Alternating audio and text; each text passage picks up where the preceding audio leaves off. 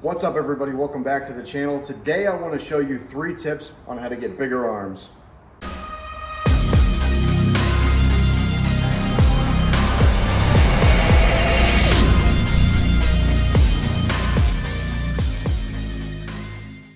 The first tip is a very simple one, but a lot of beginners overlook this, and it's that you need to work your brachialis. The brachialis sits deep in the middle of the bicep and helps push it out.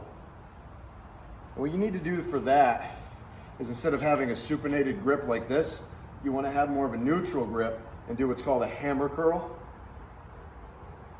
Come up, squeeze the biceps, come down nice and slow. Now you can do hammer curls for these, or you can grab a bar and just do like a reverse curl. Those also work the brachialis a lot.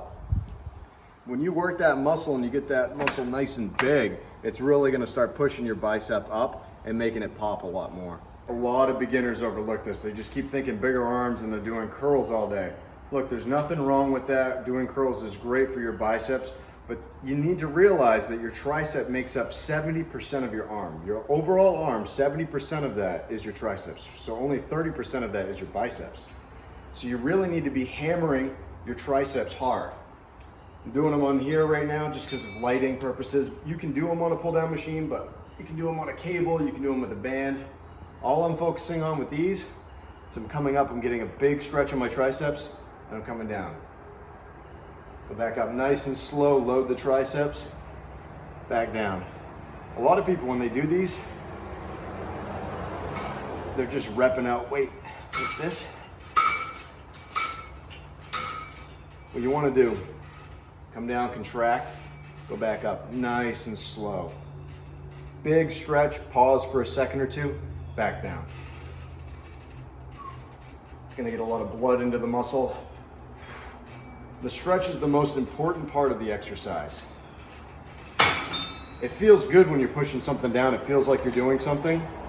And then a lot of people, what they do is they just let the weight fly back up and they're not controlling it. You need to control the weight on the way up. It's the most important part, and the stretch is the most important part.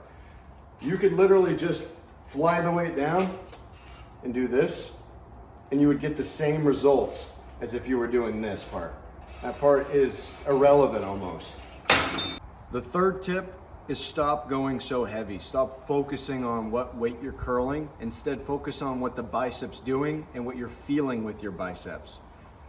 I do curls with 30s, 40s, 50s, no heavier. If you keep going heavy on your curls, what's gonna end up happening is you're just gonna get tendonitis. Think about it, you're bench pressing heavy, you're rowing, you're doing pull-ups. If you're doing all of those exercises, your arms are already getting a very big stimulus with heavy loads, especially on the joints, ligaments, and tendons.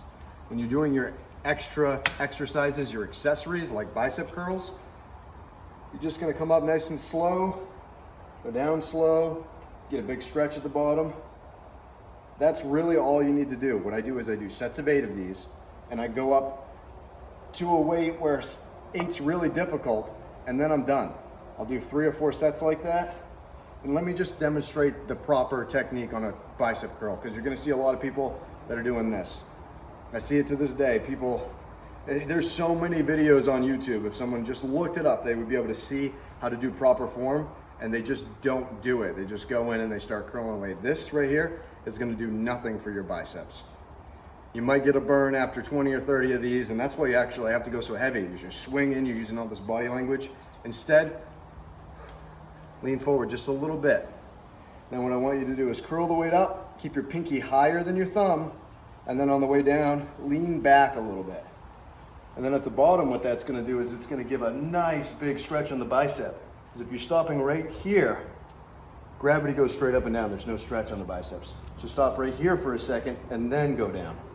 Come back up. With this other arm, alternating curls, pinkies high. Lean back a little.